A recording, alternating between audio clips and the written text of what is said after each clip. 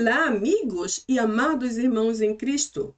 Sou Carmen Henneman e hoje estou aqui para trazer a vocês e compartilhar com todos vocês a parte 3 do tópico que estamos discutindo nessas 2 últimas semanas e que se lê como Poios Einaiho Gigantaisu, que em português seria Quem é o teu gigante? Ou qual é o teu gigante? Antes de ir adiante, só quero fazer menção a esta observação gramatical representada neste pequeno símbolo que vimos aqui ao final, que é este ponto e vírgula. No grego original, o ponto e vírgula representa uma interrogação. E, portanto, aqui temos uma pergunta. É importante mencionar, por causa do contexto, como estou tratando com vocês acerca dos gigantes externos, os internos, os espirituais, os humanos, os circunstanciais, aquilo que está à nossa volta e também aquilo que está dentro. Então, é importante ler esta frase ou esta sentença em forma interrogativa. Por isso, este símbolo tem que estar aqui. Então, literalmente, a pergunta é: Poios Einaiho Gigantaisu, quem ou qual é o teu gigante? Bem, lembre-se que durante todo esse contexto de discussão sobre o gigante ou sobre o gigantas, a nossa pergunta principal, a nossa pergunta de maior importância, sempre desde a introdução para cá, foi esta: será que existe realmente algum gigante com o qual devemos realmente preocupar-nos? Esta foi a nossa pergunta principal. E a minha resposta pessoal foi sim. Sim, existem gigantes nos quais devemos colocar a nossa atenção e com o qual devemos preocupar-nos. Inclusive, vimos que o nosso gigante, de repente, pode ser uma situação, um trauma, uma pessoa e, inclusive, espíritos ou demônios. Ou seja, já parte para o lado espiritual, os demônios e os espíritos malignos. Nesta simples introdução desta parte aqui, vimos que já temos, inclusive, 3 diferentes categorias de gigantes. O primeiro, a situação ou o circunstancial.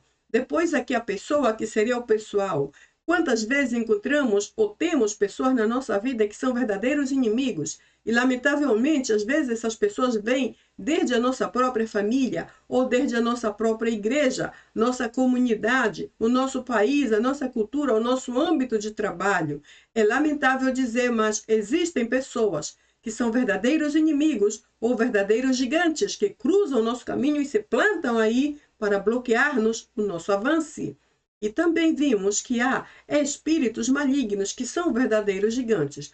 Durante o tempo de discussão, vamos tratar de tocar um e outro ponto relacionado com isto aqui, muito brevemente, porque em realidade isso aqui é só um comentário da introdução que eu fiz lá 3 semanas atrás, repeti na primeira parte e na segunda parte desse tema, e agora falaremos novamente só para concluir nesta terceira parte.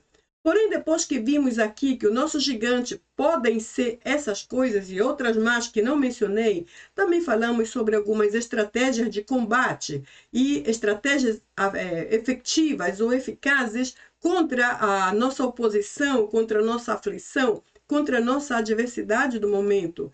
E o mais importante aspecto dessas estratégias mencionado foi a oração.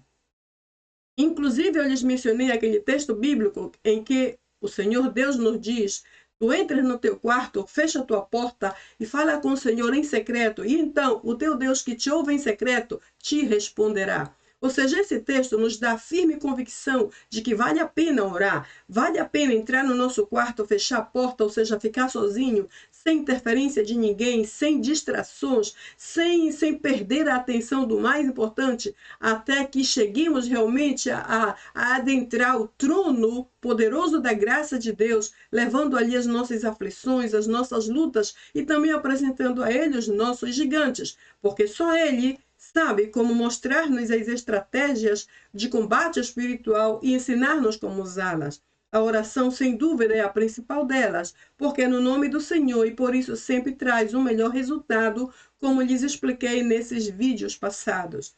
Inclusive, vimos que a Bíblia menciona alguns importantes exemplos de elementos bíblicos, de homens que enfrentaram grandes gigantes em suas vidas e venceram porque confiaram no Senhor. O primeiro deles foi Davi, no Antigo Testamento. No Salmo 118, vimos a luta atroz de Davi contra ele próprio, ao ponto de que ele perguntou: quem me pode fazer o homem? E vimos uma segunda interpretação desse texto, crendo que Davi não apenas se referia aos seus exércitos adversários que se levantavam contra ele, mas era possível que ele também olhasse para ele em seus momentos de medo, de aflição e de solidão, como homem que ele era, principalmente depois que ele pecou, e então é possível que ele tenha dito para si mesmo: que será que pode fazer Davi contra o próprio Davi? Ou seja, ele também enfrentava lutas internas, sem contar a culpa, a vergonha, a confusão, as consequências que surgiram naturalmente daquele pecado de adultério que cometeu e todas aquelas coisas que vieram juntas, mas todas as grandes consequências.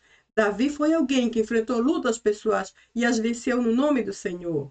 Também mencionamos muito rapidamente o apóstolo Paulo. No Novo Testamento, para mim, depois de Jesus Cristo, Paulo é um dos principais exemplos que temos a observar e, inclusive, a imitar. Sua perseverança, sua fé, sua vida de santidade e todas aquelas boas qualidades que, com certeza, ele herdou do Senhor Jesus, porque não tinha nenhuma dessas coisas até pouco tempo, quando era um perseguidor da igreja.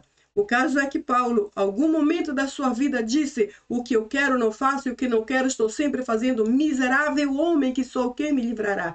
Essas palavras nos mostram quão grande era a sua luta, e possivelmente era uma luta diária, que para vencer ele dependia 100% do Senhor. Então lemos aqui sobre Paulo e essa declaração que vimos em Romanos capítulo 7. O caso é que entre esses dois homens, Davi no Antigo Testamento e Paulo no Novo, vimos que houve um travar de grandes conflitos. Houveram lutas que eles não podiam vencer só, a não ser com a ajuda do mesmo Deus. E o fizeram, porque o Deus a quem servimos é o mesmo de ontem, aquele de ontem que esteve com Davi e depois com Paulo. É o mesmo de hoje que existe por causa de ti e também por causa de mim. E aquele que será para sempre, até a vinda de Cristo Jesus e por toda a eternidade.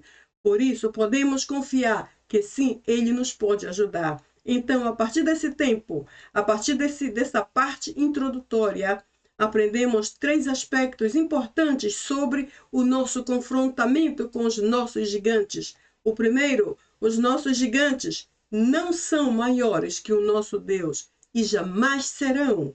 A segunda, eles não podem superar a nossa fé.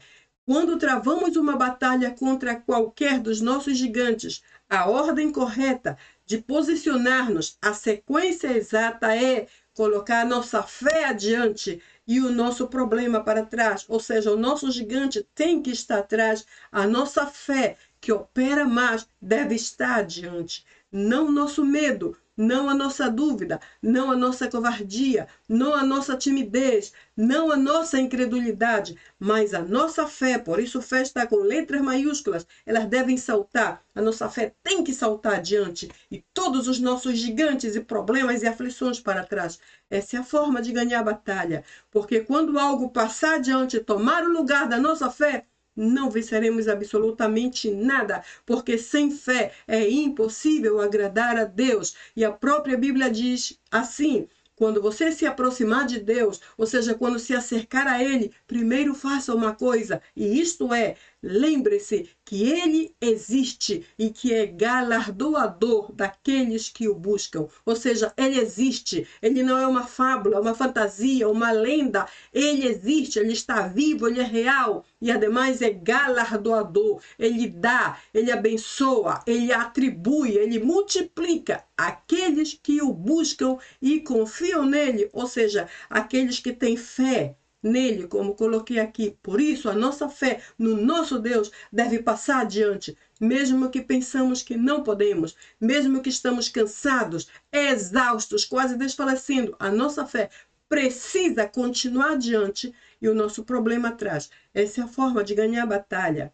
E por último, nessa parte introdutória, entendemos que em Cristo nós já somos, no presente tempo, já somos mais que vencedores. Não existe isso de que seremos, não existe isso de que já fui no passado, não, é agora mesmo, já somos muito mais.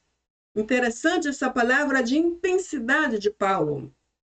Eu creio que Paulo aqui não teve uma palavra, um termo exato para informar-nos, ou para ensinar-nos, ou para instruir-nos de quão vitoriosos nós já somos, só pelo fato de que Cristo morreu lá na cruz por nós. Ele não teve uma palavra que pudesse alcançar toda a importância, a alta importância deste fato. Então ele disse: nós somos muito mais que vencedores, muito mais do que eu posso dizer, muito mais do que o meu vocabulário pode explicar.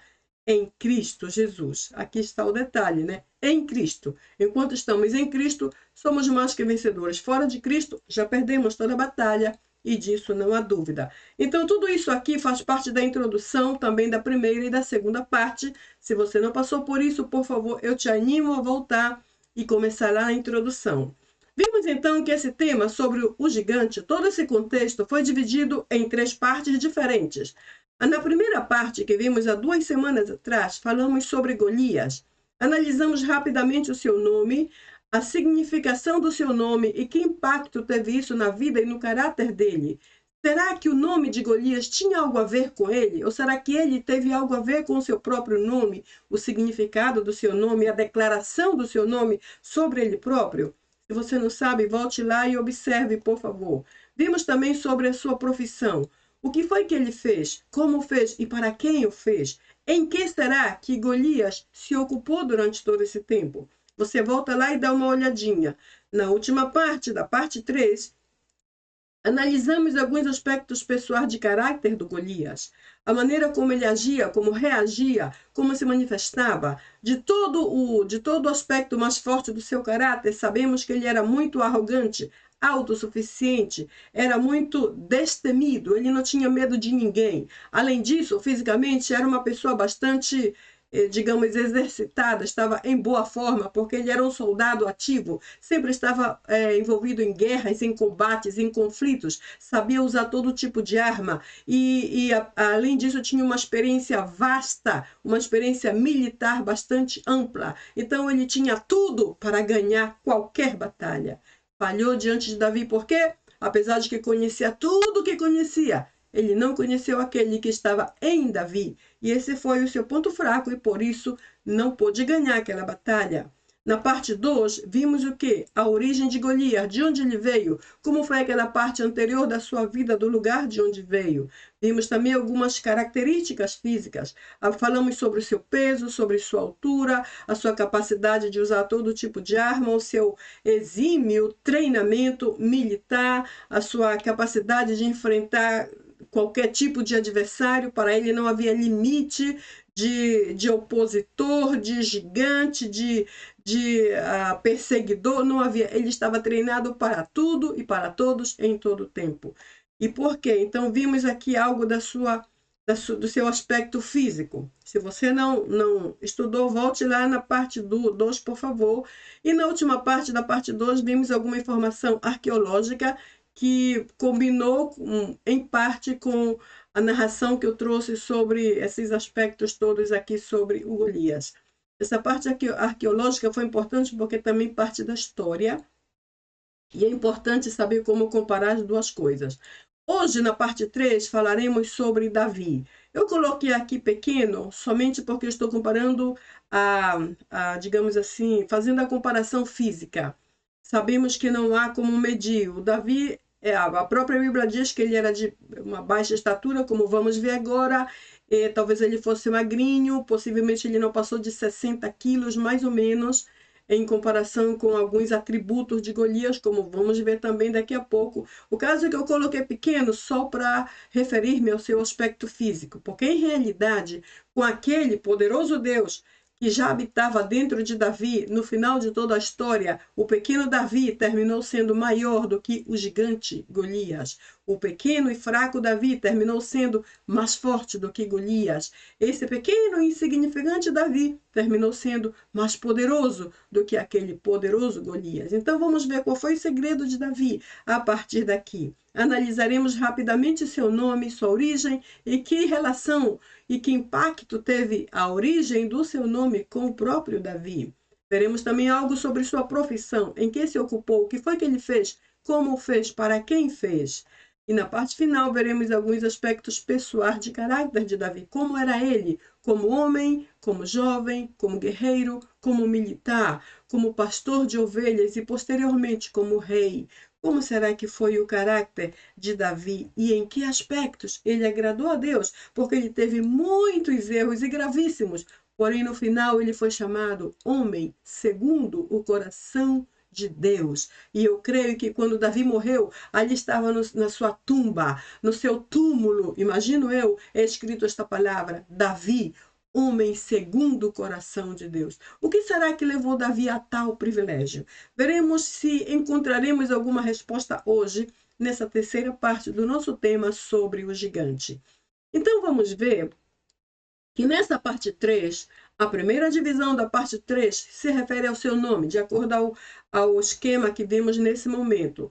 Vimos então que o seu nome original veio do hebraico e que se lê literalmente David, sempre da direita para a esquerda, David. E que literalmente Davi também, a palavra David, por sua vez se origina de uma outra raiz hebraica que é literalmente Dod, Dod, e que significa amado, símbolo de amor, amante. E esta palavra amante aqui, eu me refiro no sentido de amigo do amor, não amante daquele outro amante que é mais popular por aí, certo? Eu não me refiro a isso. Eu me refiro a amante no sentido de ser amigo do amor ou achegado ao amor, cercado de amor, algo assim. Então, amado, símbolo do amor, amante ou querido, que é uma palavra mais simples, mas chega em alguns contextos a ter o mesmo peso da palavra amado. Uma palavra bastante importante. Então, veremos que a palavra David aparece na Bíblia mais de 440 vezes no aspecto ou no idioma hebraico e ela aparece de forma defectiva. Esse termo defectivo nos traz a ideia de que algo que não pode ser usado em todas as formas que se deseje. Por exemplo, algumas palavras só podem ou só aparecem no plural, outras só aparecem no singular, outras só aparecem no masculino e não aparecem no feminino. Ou seja, o defectivo se refere a palavras que não podem ser flexionadas de todas as formas que gostaríamos. Por isso a palavra defectiva, que vem basicamente de defeito, incompleta, algo que não pode ser completo totalmente. Então, nesse aspecto, a palavra David, como vimos aqui, aparece mais de 440 vezes. E, ademais, 187 vezes, mais ou menos, aparece em forma plena. Então, a forma plena é o oposto da defectiva. A defectiva é tipo incompleto. A plena é completa, é total. Então, em forma plena, assim como aparece aqui, com essas conotações e outras que não lhes menciono no mesmo sentido do amor ou amado, este nome David aparece mais de 180 vezes. E isso é uma informação importante. Inclusive, o adjetivo amado, que vemos bem aqui, originário da raiz Dod, que tem a ver com o nome David, se escreve exatamente como o nome próprio de Davi. Então, veja bem, amado, que é a palavra que representa o seu nome, que vimos bem aqui na frente, o significado de amado, vemos como se escreve bem aqui, David. Veja só as letras que são exatamente iguais às que você vê bem aqui no final. Então, a palavra David também é literalmente amado, ou seja, Davi e amado se escrevem da mesmíssima maneira. Tal é a similitude entre o nome e o adjetivo principal do nome. Isso é algo importante de se observar, como nos diz aqui em Cantares, capítulo 6 e versículo 3. A segunda parte, da parte 3, nos fala sobre alguns aspectos pessoais do caráter de Davi. Vamos ver que há de importante no caráter de Davi e por que ele agradou tanto a Deus. Porque, para começar, Davi não foi perfeito. Depois, ele cometeu muitas falhas e talvez algumas até maiores do que essas que eu e você cometemos. Porém, no final, ele agradou tanto a Deus. Vamos ver que qualidades positivas ele teve para convencer a Deus, para tocar o coração de Deus, para atrair o amor de Deus para ele. Veremos então que Davi foi um homem temente a Deus. Ele teve um caráter dócil, foi obediente, foi leal, foi um homem íntegro, foi honesto, foi valente, companheiro e sumamente simples. Talvez porque ele estava mais tempo no campo com as ovelhas, então ele aprendeu a ser simples de toda forma. Veja bem que ele teve qualidades excelentes. Ele não foi perfeito, eu repito, porém, como homem de Deus, como um cristão, ele temia ao Senhor sobretudo. Ele tinha um caráter dócil, porque você sabe que quando nós tememos a Deus e o obedecemos, a tendência é que a dureza do nosso ser vai quebrantando-se e vai se transformando. De duro passa a ser suave, de feio passa a ser bonito, de sujo passa a ser limpo, manchado passa a ser branco como a neve. Então há uma transformação total por causa deste temor de Deus. Então, por causa disso, todo o resto aqui é consequência. Ele temia a Deus, e então, por esse motivo, foi dócil, foi obediente, foi muito leal, foi íntegro totalmente, foi honesto, inclusive seus pecados ele confessou abertamente, sem esconder nenhum deles. Foi muito valente como soldado, como guerreiro, como oficial. Foi companheiro e amigo de muita gente e, sobretudo, foi uma pessoa muito simples. Não era nada sofisticado, ele não aparentava o que ele não era. Por essas coisas ele agradou ao Senhor. Veremos então que ele foi reconhecido por Deus, pelo próprio Deus, como alguém que faria, esse faria aqui estava no futuro, naquela época. Então, ele faria toda a sua vontade, ou a vontade de Deus, como lemos aqui em Atos 13. E, ademais, pelo próprio Deus, ele foi reconhecido como um homem segundo o coração de Deus, como vemos no mesmo capítulo de Atos 13.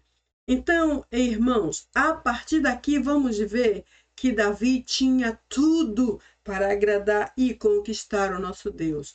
Porém, veja bem, qual foi o primeiro passo, a primeira qualidade, o temor.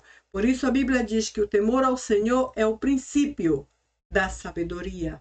Porém, é também o princípio de tudo. O temor do Senhor é o princípio do crescimento. O temor ao Senhor é o princípio da expansão, do o que quer que plantemos. O temor do Senhor é o princípio de uma base sólida, independentemente do aspecto em que estamos envolvidos, já seja o ministério, a casa, o casamento, ou seja lá o que tenhamos na nossa vida. O temor do Senhor é o princípio para que o que façamos seja sólido e permanente. Então, ele foi tudo isso mencionado aqui, e afinal, o próprio Deus disse que Davi faria a sua vontade. Isso é declaração de Deus.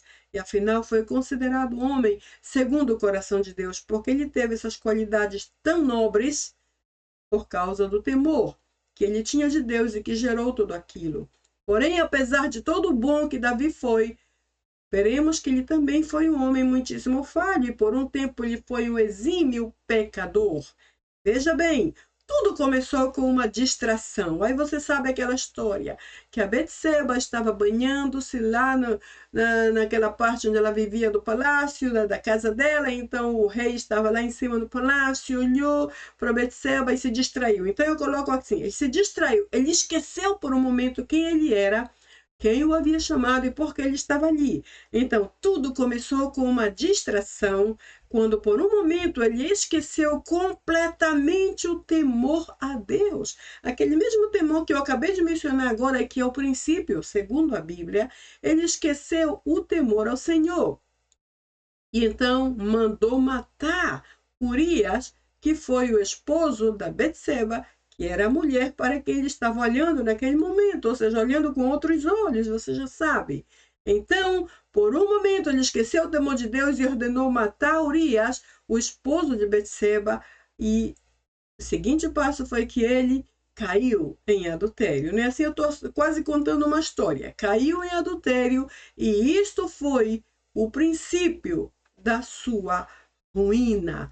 a distração bem aqui em cima. Veja que o slide anterior terminamos dizendo que ele temeu a Deus sobre todas as coisas e teve excelentes qualidades. Já no segundo, ele perdeu completamente, se distraiu, perdeu todo aquele excelente temor e então cometeu um bárbaro crime. Ele mandou matar uma pessoa inocente, em seguida caiu em adultério e aí começou toda a sua ruína, como é a palavra que você vê aqui. Então, quando ele estava no máximo da sua crise, totalmente cego, Deus enviou o profeta Natã. E, embora Davi tenha sido perdoado por Deus, porque Deus o perdoou, ele não foi poupado das consequências. A gente sabe disso. O seu filho morreu, né? Essa foi a primeira. O seu bebê do seu adultério morreu. Aí começou a sua onda de perda por um largo tempo. Sua casa foi destruída, ou seja, a sua casa, que eu digo o seu hogar, a sua solidez de família, o seu lar, que é mais que uma casa, ou seja, a sua solidez de família, a sua solidez de lar, foi destruída sob a maldição do incesto que houve dentro da sua casa ou da sua família, foi seguido por morte e totalmente em perseguição. No entanto, ele se arrependeu profundamente, ao ponto de que clamou, que lemos aqui em Salmos 51, 1 e 2.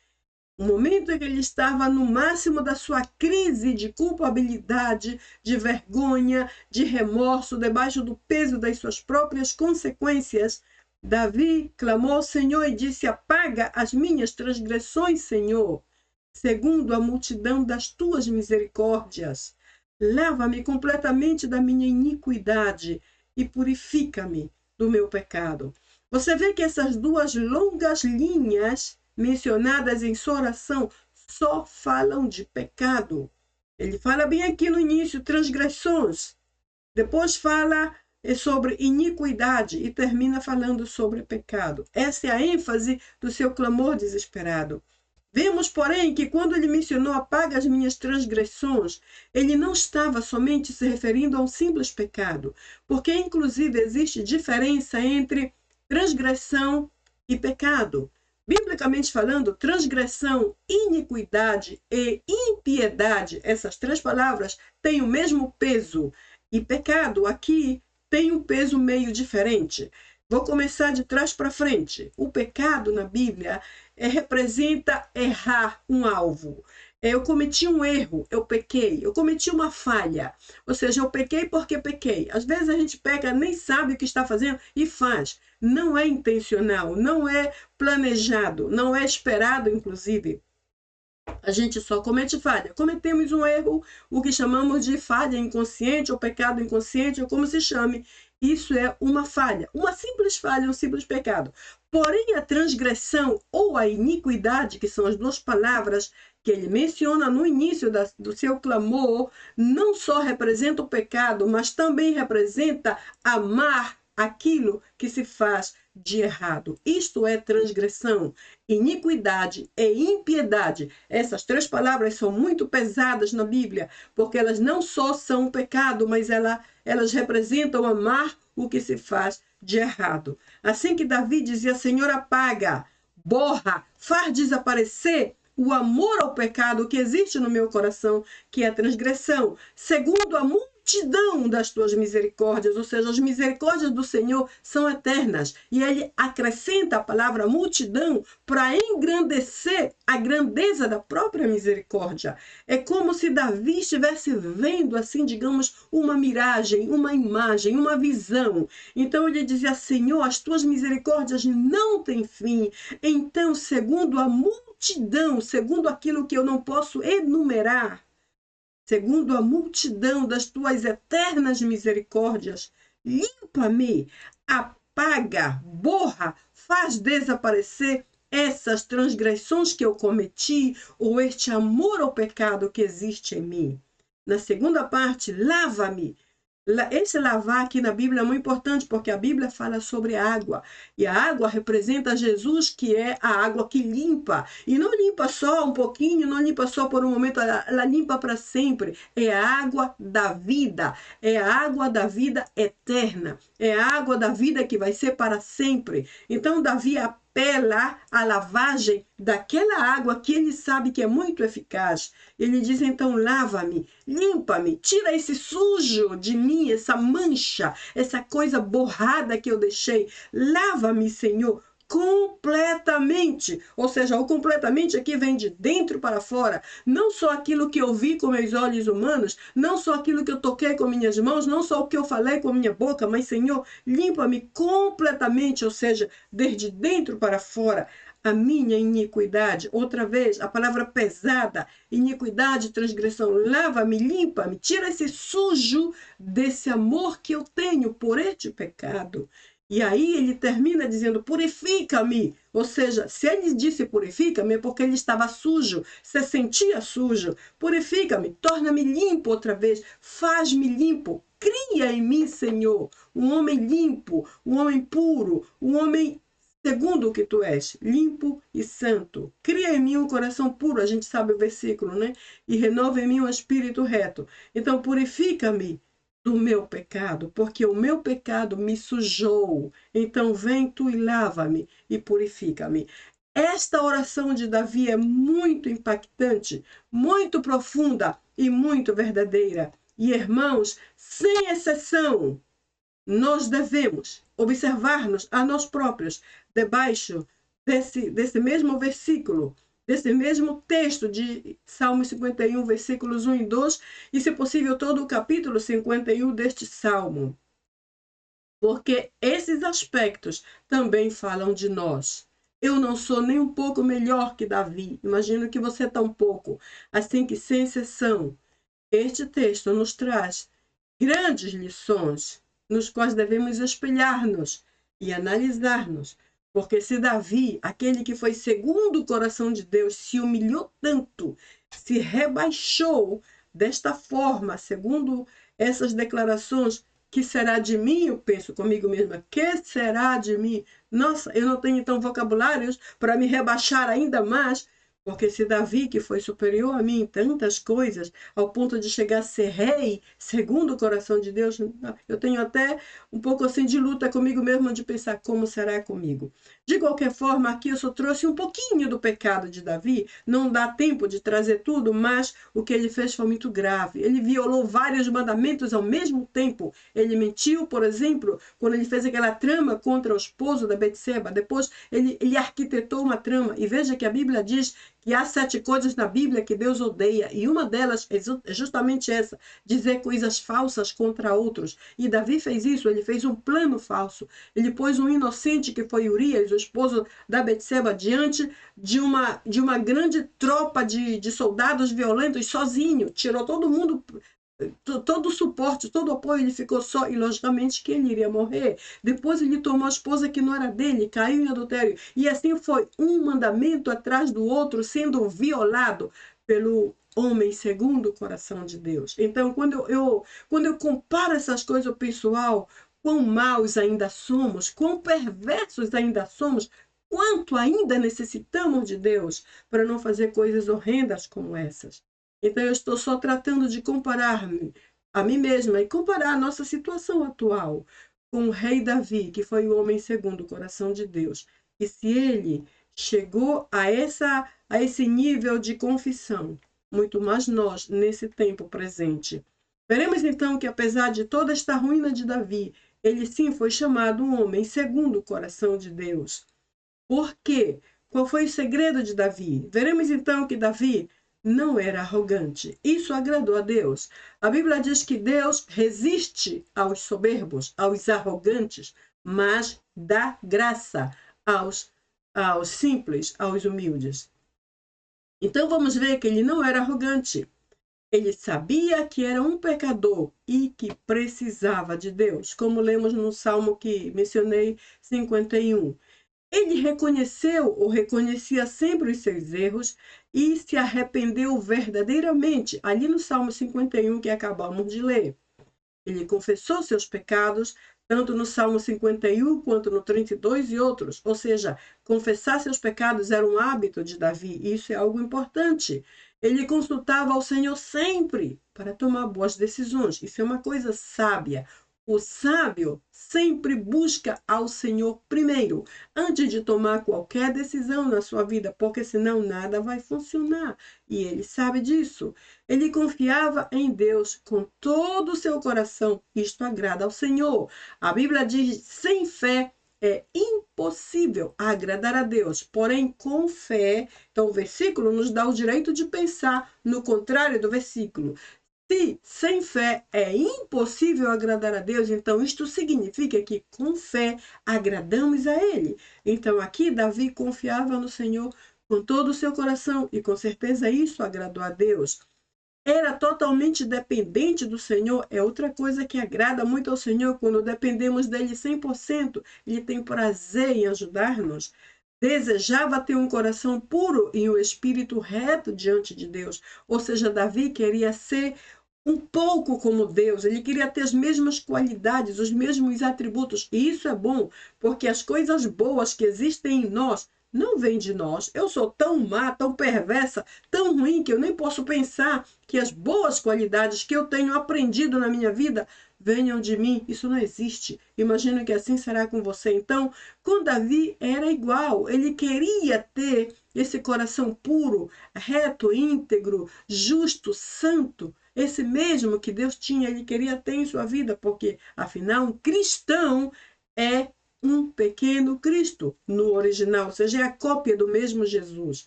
Somos embaixadores de Cristo, não apenas por título, mas principalmente por natureza, porque a nova natureza de Cristo habita em nós e por isso somos cristãos. Temos o nome de Cristo em forma de cristão ou cristãos. Então, irmãos, assim como nós, ele também desejava ter o que era de Deus nele. Amava profundamente a Deus, e isso Deus via diariamente. Tinha Deus como sua principal esperança. Isso, uau, isso é excelente. A sua esperança, o seu abrigo, o seu lugar de descanso, o seu lugar de refúgio, a sua proteção máxima, a sua cobertura máxima era Deus. Davi via a Deus dessa forma. Que lindo esse comportamento, essa conduta, quando eu e você aprendermos que o nosso o melhor lugar de descanso é Deus. Estamos começando a cercar-nos ao coração de Deus. Estamos começando a agradar a Ele. Quando entendermos e quando começarmos a agir desta forma, Deus é o meu lugar de descanso. Ele é o meu principal refúgio. Deus é a minha cobertura sobre todas as coisas. Ele é quem me defende dos meus acusadores. Ele é o meu provedor. Ele é o meu sarador. Ele é o meu melhor amigo. É o pai que eu jamais tive na minha vida. É o meu melhor conselheiro. Ele sempre tem uma palavra certa para mim, no momento certo. E ainda que eu não goste muito, porque às vezes a palavra que Deus tem é não ou espera. Mesmo assim, é a palavra certa no momento certo. Então, neste aspecto, Deus era a esperança máxima de Davi. Davi se deleitava em estar na presença de Deus. Ele sentia saudade de Deus e queria estar sempre com Ele. Que coisa linda! Isso é algo que também devemos aprender. Não queria perder o Espírito Santo de Deus na vida dele. Ele não queria perder a presença do Senhor nele, porque se perdemos o Espírito Santo, já não teremos mais convicção de pecado nenhum e aí a nossa vida vai de ruína abaixo. Continuamente anelava a aprender com Deus. Veja bem, todas essas boas qualidades tornaram Davi o homem segundo o coração de Deus. Em nenhum momento lemos, ou em nenhum momento vemos nenhuma referência aqui dizendo que Davi era perfeito. Não existe. Porém, nos mostra o quanto ele anelava de Deus em todos os aspectos possíveis da sua vida. E isso conquistou o coração de Deus. Agora veremos a origem de Davi. Às vezes o lugar ou a forma com que fomos criados coopera para o que somos hoje, para o bem ou para o mal. Vamos ver então. Davi nasceu em Belém. Ele fisicamente era de baixa estatura, como diz o texto, porém era ruivo ou louro, como dizemos em português, e de boa aparência, ou seja, era bonito. Como lemos aqui no primeiro livro de Samuel 16. Lemos aí a história dele. Seu peso equivalia mais ou menos a 5.000 ciclos, segundo a medida daquela época, o mesmo que correspondia àquele colete ou aquela, não lembro a palavra, um outro termo, mas é aquela, é como se fosse um protetor contra balas que o Golias usava. Então, aquele colete, aquela parte da frente que protegia o peito dele, era mais ou menos o equivalente ao peso de Davi e que correspondia mais ou menos entre 57 e 60 quilos da nossa época ou na nossa medida. Ou seja, o Golias usava um tipo de protetor de balas que chamamos de colete e comparado ao ciclo daquela época, de acordo aos côvados usados, correspondia mais ou menos a 5.000 ciclos, conforme o texto bíblico, e isso, na medida de hoje, está mais ou menos, ou estaria entre 57 e 60 quilos, era o peso de Davi, para ver que Davi não era nada grande. Então, Davi foi o último filho de Jessé. Lembre disso aqui, primeiro livro de Crônicas, capítulo 2. Foi o último dos seus filhos. E talvez por ter sido o último, Davi foi algo meio desprezado por sua própria família. Tanto que quando o profeta Samuel chegou na casa do Jessé para anunciar que ele ungiria um deles, o Jessé, que era o pai, chamou todos os filhos, todos entre aspas, não é assim? Então, fizeram uma fila e todos eram grandes e altos e parece fisicamente bem preparados. E então Deus falou com o profeta Samuel e disse: não é nenhum desses. Então pede que chame o outro. Então o profeta Samuel perguntou e sim, existe um que está lá cuidando da ovelha, como se ele não fosse importante no âmbito familiar. Ele só servia para aquilo. E o profeta disse: bem, então chame-o. Quando ele entrou, Deus disse: é este. Então veja bem, aparentemente havia como um tipo de descaso. Eu coloquei aqui a palavra desprezo, talvez pareça muito pesada, mas eu creio que isso chega a entrar no campo do desprezo, porque todos os mais importantes, os mais altos, os maiores, talvez os mais inteligentes da família estavam ali para receber a visita, que era o profeta Samuel. E aquele pequenininho, assim, fraquinho, magrinho, que não tinha muita assim, coisa para ressaltar, estava lá do lado de fora no campo, até que ele entrou. E quando entrou, então a família estava completa. Então, bem, eu imagino comigo mesma, talvez por ter sido o último e com todas aquelas características que já sabemos, características físicas, ele foi desprezado por sua própria família. Aí menciono um pouco aqui, considerado alguém que não servia para muita coisa, a não ser para cuidar das ovelhas do seu pai. Porque quando o profeta Samuel veio, era isso que o Davi estava fazendo lá fora, cuidando das ovelhas. Mais tarde, como rei, ele cuidou do povo de Deus com o mesmo cuidado com que cuidava das ovelhas. Veja bem, por isso eu disse no início, às vezes a nossa origem coopera, para bem ou para mal. Lamentavelmente, a origem de muita gente coopera para que se tornem violentos, agressivos, vão presos e tudo isso, dependendo do contexto familiar. Com Davi foi o contrário. Ele aprendeu com as ovelhas a ser manso como elas. Ele aprendeu dos hábitos das ovelhas. Ele aprendeu que as ovelhas são suaves, são mansas. Elas sempre estão ao redor, sempre se aconchegam umas nas outras. Elas expressam dependência de um pastor diante delas. Depois, com o tempo, ele foi aprendendo que as ovelhas reconheciam sua voz. Por isso a Bíblia diz, aí Jesus já falando, né, que o bom pastor ama as suas ovelhas e as suas ovelhas reconhecem sua voz. Ou seja, possivelmente as ovelhas que Davi cuidava reconheciam a voz de Davi, também o cheiro dele, a presença dele, reconheciam Davi de várias formas. Essas mesmas táticas, mais tarde, ele usou e conectou muito bem conectados com o reinado que ele teve que exercer sobre o povo de Israel. Por isso, como rei, cuidou do povo de Deus mais tarde, quando se tornou um rei, com o mesmo cuidado com que cuidava das ovelhas. E, afinal, Davi foi um rei justo e atento aos demais. Vemos que no reinado dele ele foi muito amigável, ele foi muito presente, ele foi muito assim ajudador dos demais. Inclusive, quando ele soube que Saul e seus filhos estavam mortos, ele se enfureceu com aqueles que haviam feito aquilo com Saul. E Saul era seu inimigo principal. Por causa de Saul, ele andou foragido por muito tempo.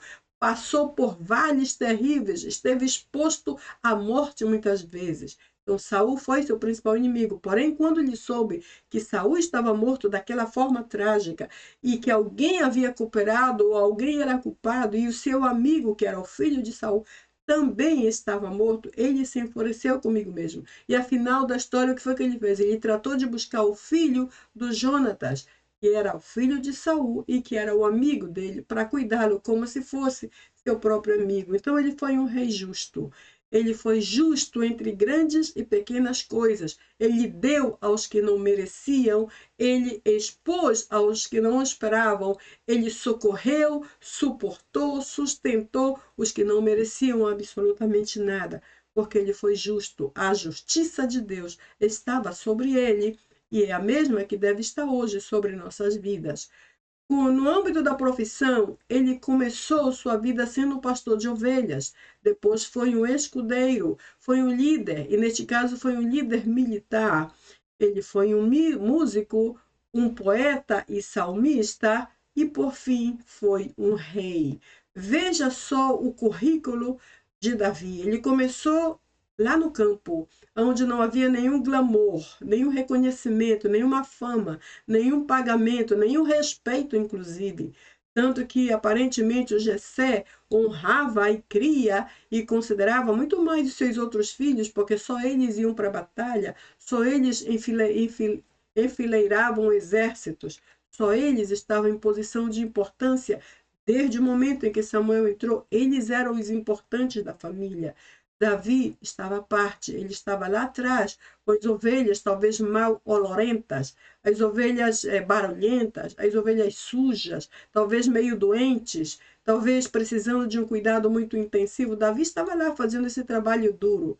Porém, desde lá, desde o curral das ovelhas, ele caiu bem aqui, nesse máximo posto, tornando-se um rei. Tudo porque ele temeu ao Senhor.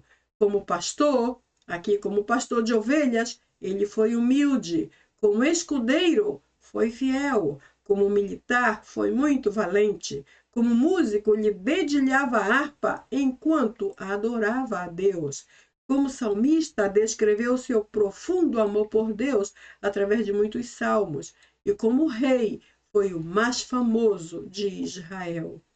Enfrentou desafios, batalhas, guerras e oposições, porém sempre levantando o nome poderoso Yahweh, do hebraico Yahweh, que é o nome poderoso de Deus.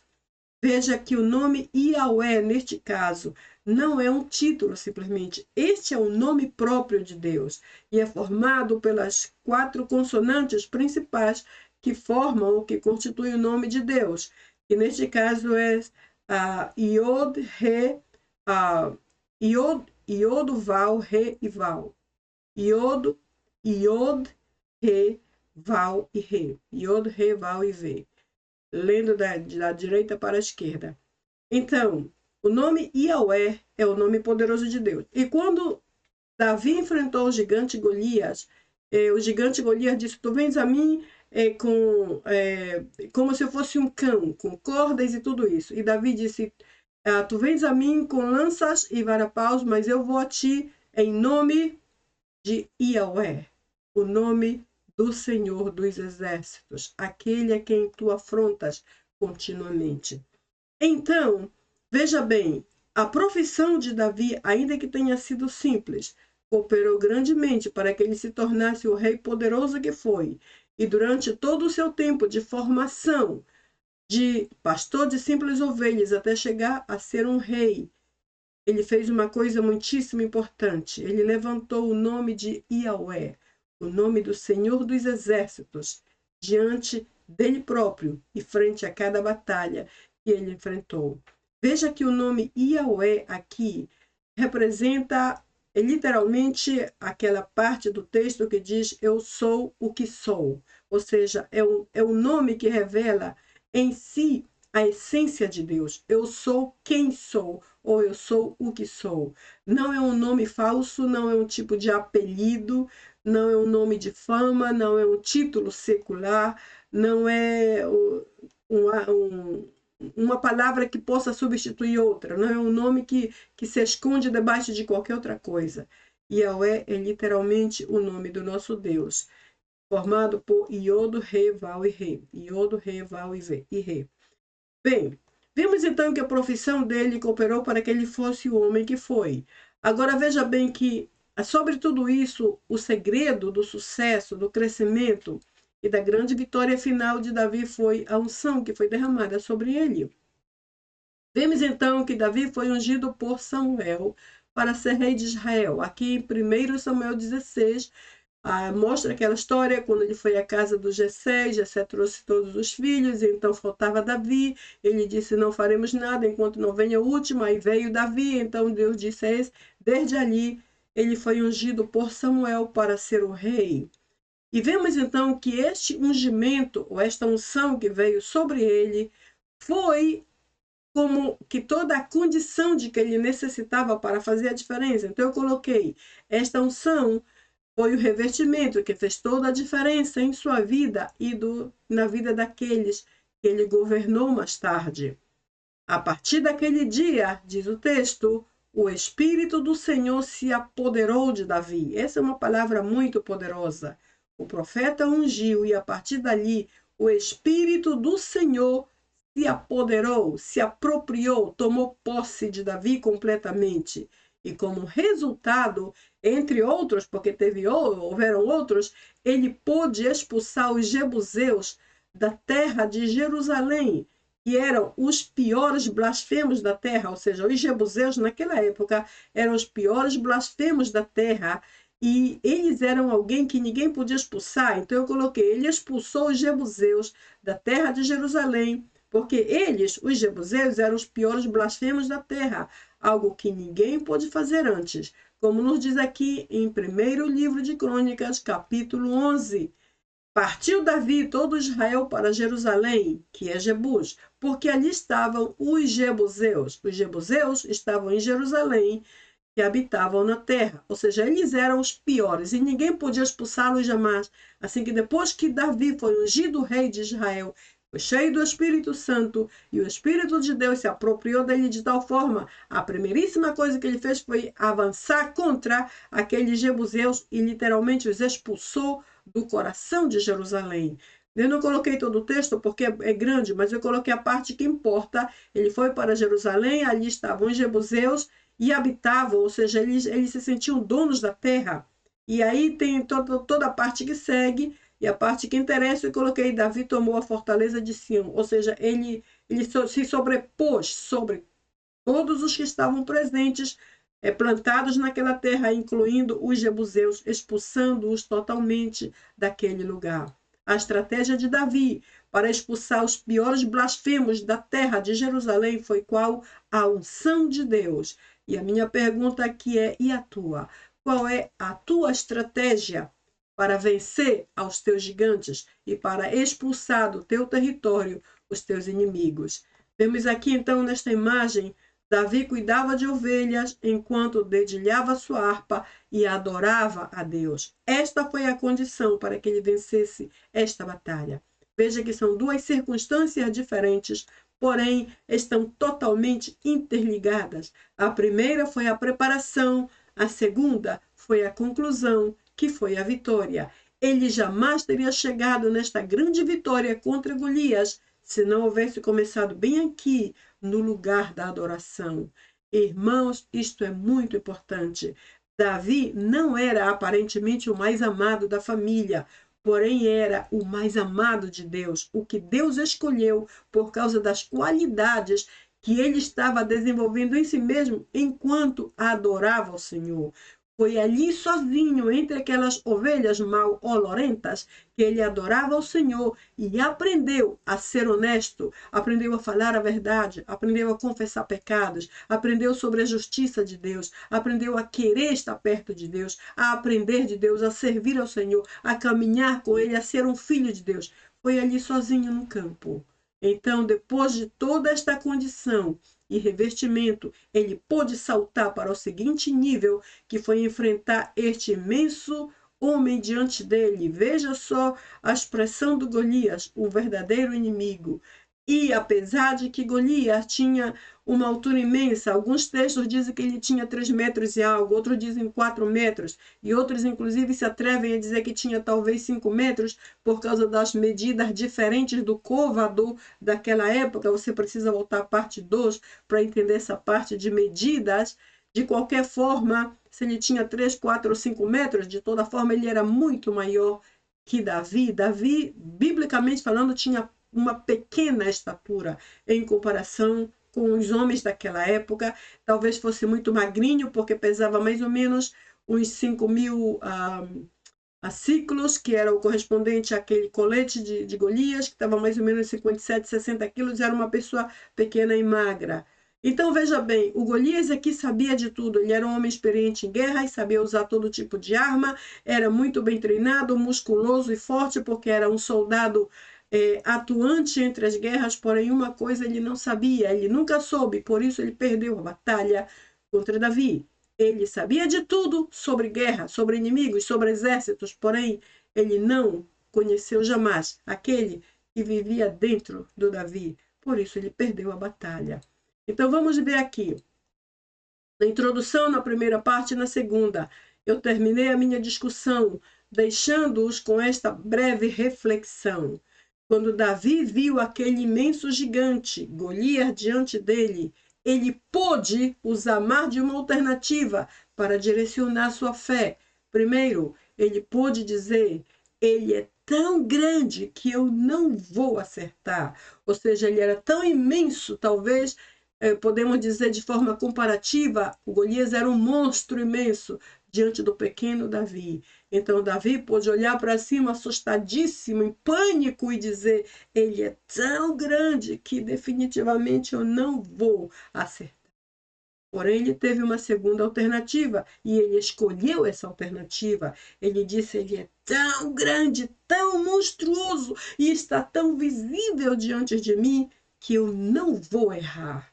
Eu não posso errar, porque eu vejo claramente o tamanho, a direção, a posição em que ele está. Eu sei aonde lançar minha pedra. Eu não vou errar. Então eu termino esta parte perguntando: qual das duas opções você prefere quando olha os seus gigantes? Você não vai acertar, você não vai derrubá-los, ou você vai derrubar porque você está vendo onde eles estão e aquele que está contigo é maior do que aquele que está no mundo. Qual dos dois você prefere? Veja bem, continuemos firmes até o grande dia em que o Senhor Jesus virá nos buscar. Assim diz a Bíblia. Com gigantes, com poucos ou muitos, com grandes ou pequenos. Precisamos continuar firmes, irmãos. E lembre-se do que ele mesmo nos disse em Apocalipse 2, versículo 10. Sê fiel até a morte, e eu te darei a coroa da vida. Assim diz o Senhor em Apocalipse capítulo 2, versículo 10. E essa é a nossa grande esperança, chegar até a vida eterna, até lá no céu, com o nosso poderoso Deus. Agora, veja bem, quero terminar isso aqui dizendo que esse tema, a mim mesma, me fez refletir muito. E no final eu pude entender que os nossos gigantes são diários. Além de serem internos, ou seja, o nosso eu, o nosso ego, o nosso egoísmo, o nosso eu mesmo, e também são externos, as tentações, as pessoas, as circunstâncias, enfim, tantas coisas adversas. Porém, também creio que assim como aconteceu com Davi e com Paulo e com outros, o Espírito do Senhor está conosco para nos dar a vitória. Está contigo neste exato momento para dar-te a vitória que tu tanto necessitas. Só temos que honestamente entregar tudo a Ele e manter a determinação de não ceder a nenhum dos nossos gigantes que nos desafiam a desanimar. Então, e você, o que aprendeu com esse tema? Que o Senhor Jesus te abençoe abundantemente. Nos vemos então no nosso próximo tópico, que estarei anunciando em alguns dias. Foi uma bênção para mim compartilhar contigo. Deus te abençoe abundantemente, a ti e a tua família. Amém? Tchau.